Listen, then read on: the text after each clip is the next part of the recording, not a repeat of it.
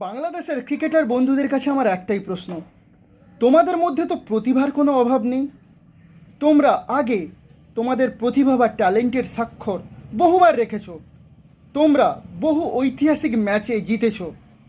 তোমরা নিজেদের দিনে অনেক শক্তিশালী দেশকে হারিয়ে দিয়েছো। কিন্তু তোমরা তোমাদের ট্যালেন্টের স্বাক্ষরটা রাখছো কোথায়? তোমাদের কাছে এখন বড় হয়ে দাঁড়িয়েছে অজুহাত।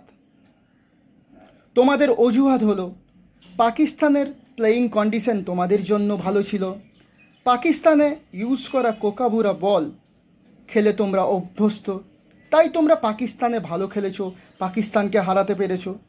ভারতের প্লেয়িং কন্ডিশন তোমাদের পক্ষে উপযুক্ত নয়, ভারতের পিচ তোমাদের পক্ষে উপযুক্ত নয়, ভারতীয়রা যে বল ইউজ করে অর্থাৎ এইচজি বল সেটাও তোমরা খেলে অভ্যস্ত নয়।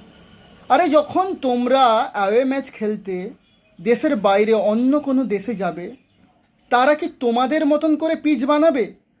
তোমরা যে বলে খেলতে অভ্যস্ত সেই বল দিয়ে তোমাদের খেলাবে? তোমরা জানতে না যে চেন্নাইয়ের পিচে সেকেন্ড ইনিংসে ব্যাট করা এ পৃথিবীর সবথেকে কঠিনতম কাজ। পৃথিবীর অন্য কোনো দেশ হলে টসে জিতে কখনো ফিল্ডিং নিত, তোমরা কেন ফিল্ডিং নিলে?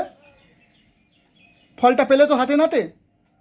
কেমন করে আর অশ্বিন এবং রবীন্দ্র জাদেজা তোমাদের ব্যাটিংয়ের মেরুদণ্ড ভেঙে দিল।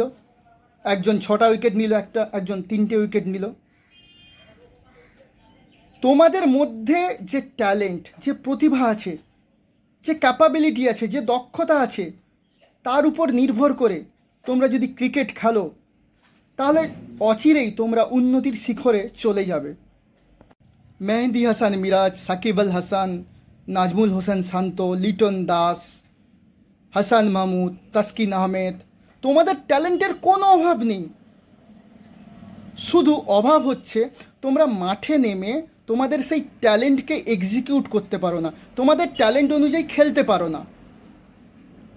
তোমাদের সবসময়ের জন্য প্রতিকূল পরিস্থিতির সম্মুখীন হতে হবে, আর প্রতিকূল পরিস্থিতিতে যদি জিতে নিতে পারো তবেই তো তোমরা আসল খেলোয়াড়, তবেই তো তোমরা দেশের নাম উজ্জ্বল করার জন্য উপযুক্ত।